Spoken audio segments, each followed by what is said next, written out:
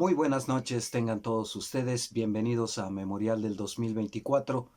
Bueno, ya padecimos la presencia de Ernesto Zedillo Ponce de León, expresidente de México, aquí en nuestro país para defender a la Suprema Corte de Justicia de la Nación en general, al Poder Judicial, que fue el que lo protegió. Él lo puso, él tumbó a toda la Corte, al Poder Judicial, y puso nuevos ministros a modo para que ninguno impuesto por Carlos Salinas, lo mismo que por Miguel de la Madrid, permaneciera en el cargo y le fuesen adversos.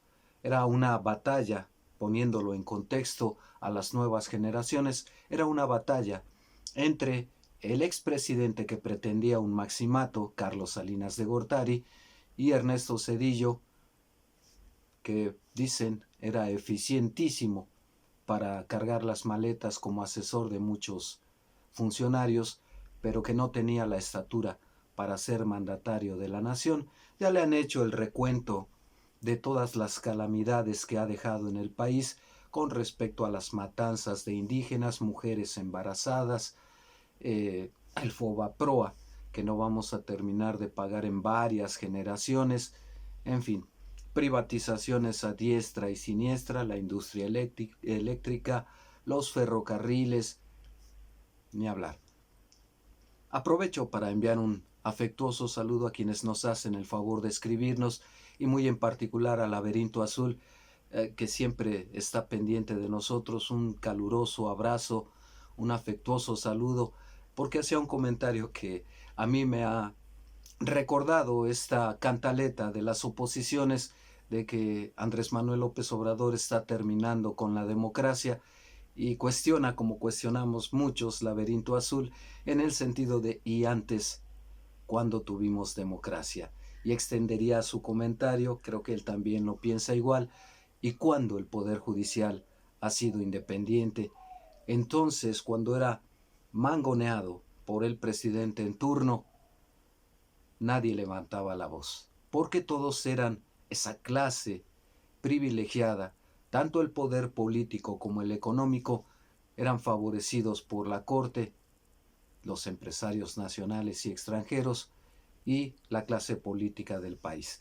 Por eso insisto, atinadísimo el comentario cuando tuvimos democracia y cuando dicen de la polarización y hablan de que Andrés Manuel López Obrador está polarizando al país, bueno, dos comentarios aparte que ya he expresado en otras entregas, en otros espacios, diciendo que en términos reales, cuando México realmente estuvo unido, por una parte, y por la otra, polarización, la de Felipe Calderón Hinojosa, que hizo un fraude electoral para quedarse con la presidencia de la República y solo 6 décimas de punto le dieron la supuesta victoria. Ahí sí era un país de 50 contra 50% de habitantes, entre comillas, por el fraude, y nadie habló de polarización y enseguida desata una guerra supuestamente contra el narco, y bueno, es parte de lo que vamos a abordar, por eso mi referencia a esto y el saludo muy afectuoso reiterado al Laberinto Azul y a quienes nos hacen el favor de seguirnos, de acompañarnos en estas reflexiones. Bueno, ocurre ya librados de Ernesto Zedillo, por fortuna, porque estuvo en el país muy poco tiempo.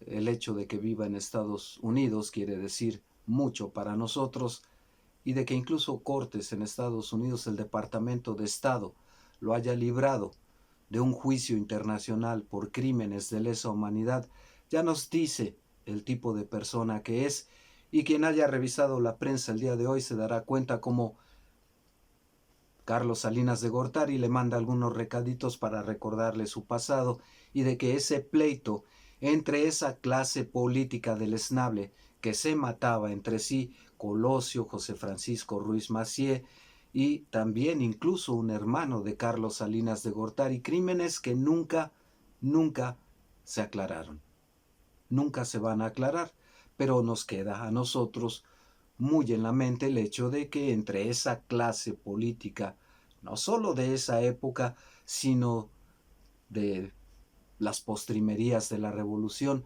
se mataban entre ellos para apoderarse del poder. Ni hablar, no ha cambiado el matiz, la talante de estos políticos que son los que muchos intelectualoides como Enrique Krause, Héctor Aguilar Camina, quien por cierto Carlos Salinas de Gortari también llama traidores, extrañan esa supuesta democracia que realmente no hemos tenido. Ya les he prometido que pronto voy a hablar de estos esquemas de transición política hacia la democracia.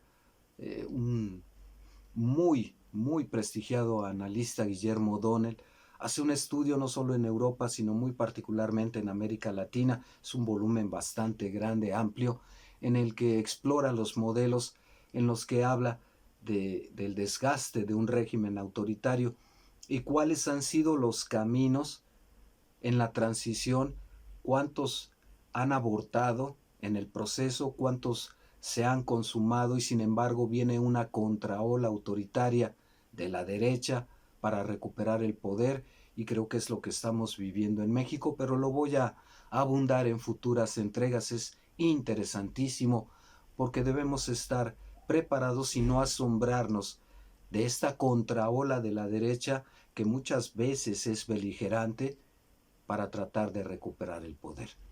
Bueno, esos son los saludos, reitero, otra vez para Laberinto Azul y quienes amablemente nos hacen el favor de seguirnos y enviarnos sus comentarios.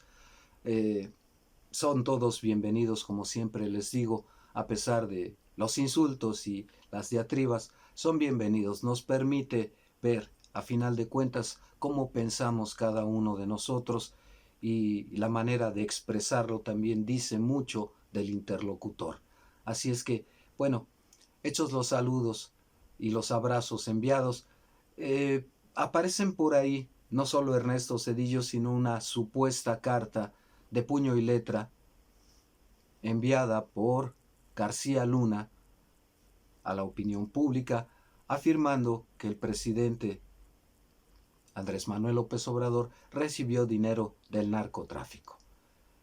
Y me viene a la memoria, y yo creo que a ustedes también, el hecho de que el abogado de García Luna en pleno juicio trató de hacer confesar algo que no ocurrió a uno de los testigos protegidos, un narcotraficante, si mal no recuerdo, el hermano del Mayo Zambada, hacerle confesar que había entregado dinero a Andrés Manuel López Obrador para su campaña presidencial, y se equivocó diciendo, el abogado de García Luna, que era para la elección en la que competía con Fox. Ni hablar, es lo malo de contratar un abogado que no conoce el contexto histórico de nuestro país y además de sembrarle la idea de decir algo que ni conoce ni sabe y que no es cierto.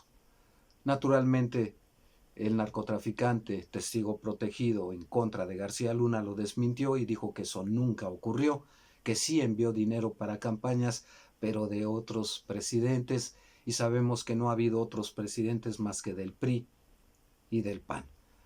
No creo que arme mucho revuelo esta carta de García Luna en vísperas precisamente de que se le dicte sentencia, pero es parte del juego de la derecha y de la jugada que tiene también García Luna para ya no va a poder lograr que se repita su juicio, y ya solo está a la espera de la sentencia que le van a dictar. Si va a llegar o no a un arreglo, lo veremos en su momento. Tendría que tumbar a alguien más arriba de él, y solo encima de él está Felipe Calderón Hinojosa. Por cierto, en esta carta no lo menciona ni de rebote. Él se dice inocente, afirma en su carta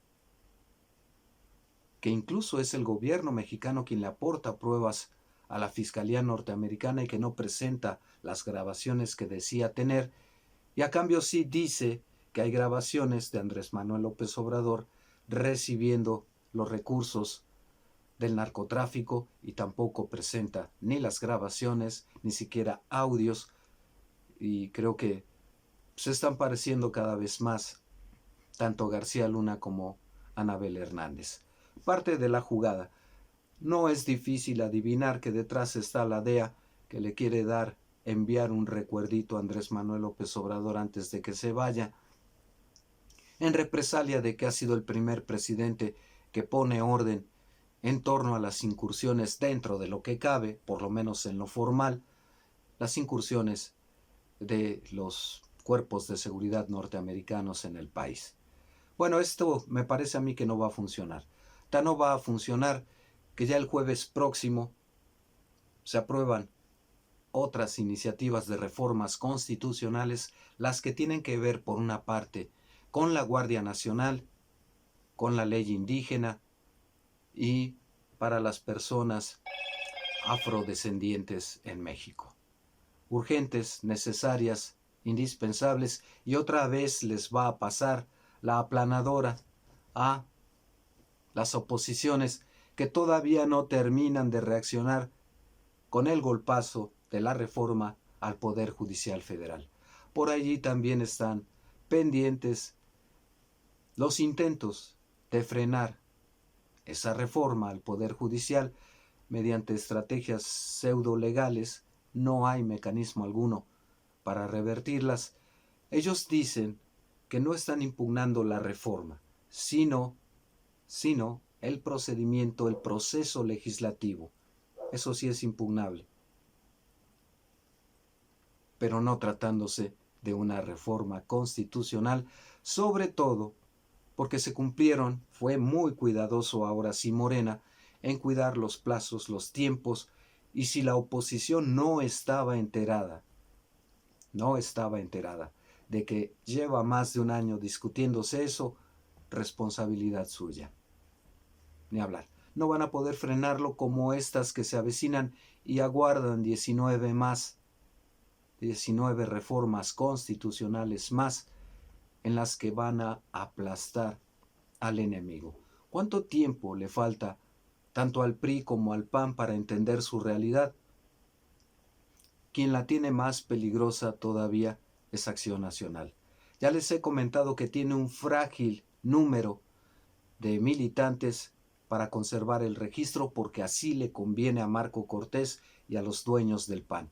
Pero ocurre, y es un comentario que había olvidado hacerles, no está de más rescatarlo porque está en puerta que ocurra, el hecho de que las cabezas de Acción Nacional, las figuras más visibles, exgobernadores y figuras relativamente destacadas, pero es lo que tiene el PAN, es lo que hay, y son un factor de poder al interior del partido, han amenazado que si no se quita Marco Cortés y si no desiste de imponer a Jorge Romero, se van a ir del PAN.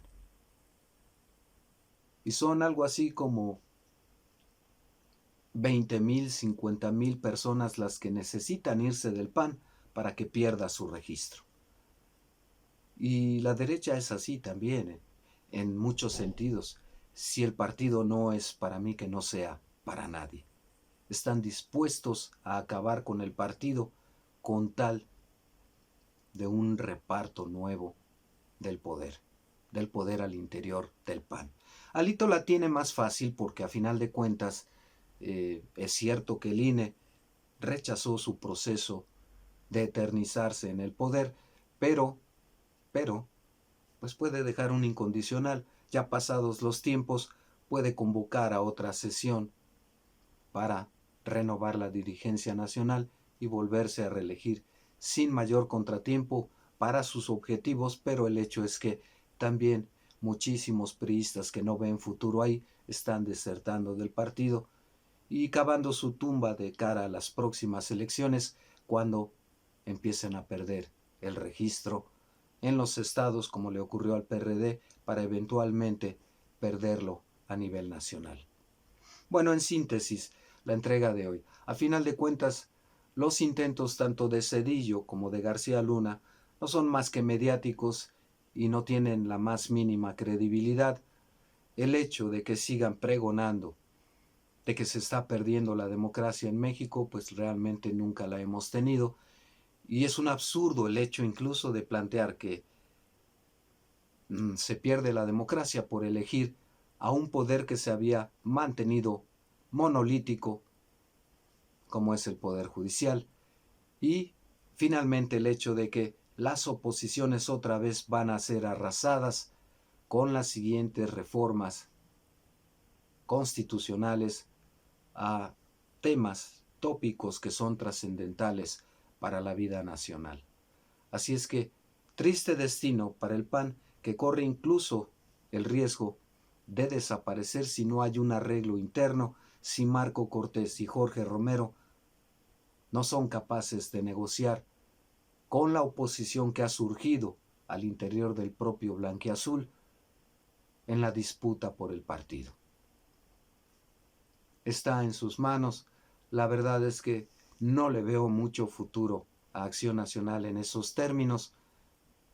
Mucho menos no es conveniente para una incipiente democracia como la nuestra que un partido con el poder que tiene Morena no tenga una oposición, pero una en serio y una racional, propositiva, constructiva, que piense en el país y no en el poder como está haciendo tanto Alito como Marco Cortés, una que le beneficie al país y que le ponga freno, sí, a los abusos que pudiera cometer Morena, porque ya lo he comentado también, el problema con este poderío, con esta hegemonía que tiene Morena, es que la oposición a Morena va a surgir de Morena, a pesar de que alcanza para repartir el poder a todos, y la disputa va a ser por los puestos más altos. En fin, veremos también cómo controla eso Morena. Este es el panorama. Las reformas en puerta, 20, ya van en camino. Esta misma semana otras 2 o 3 van a pasar tal como pasó la que se hizo al Poder Judicial, de forma tal que espero que entiendan las oposiciones que urge que se reconstituyan, se reconstruyan y dejen simplemente de ambicionar el control de sus partidos. Lo dudo mucho con lo bien que lo ha hecho de cara a la sociedad. Lo bien, cuando digo esto, que lo ha hecho el gobierno de Andrés Manuel López Obrador, es en el sentido de sentirse ubicada la gente, identificada con el presidente y con la Cuarta Transformación. Hay numerosos huecos que deja este régimen, también de ello me voy a ocupar, y retos enormes que va a enfrentar Claudia Sheinbaum, sobre todo porque, insisto, la derecha va a tratar de recuperar el poder y no lo va a hacer amablemente. Así que, pues bueno, es un tiempo de retos, pero por lo pronto no hay rival enfrente, no al menos uno que institucionalmente y por la buena compita por el poder, y ese callejón sin salida los lleva a la violencia. Ya vimos una muestra de cómo tomaron el Senado de la República. Van a insistir, se va a quedar callado el Poder Judicial, qué nueva estrategia van a diseñar. Legalmente no tienen para dónde hacerse, por eso insisto que la salida que les queda tendrá que ser beligerante, más agresiva, no porque yo lo desee, es que acorralados como están y su desesperación los puede llevar a eso. Espero que quepa la mesura. Hasta aquí por ahora. Comentarios, críticas, sugerencias son bienvenidos. Denos un like, suscríbanse, cuídense mucho. Hasta pronto.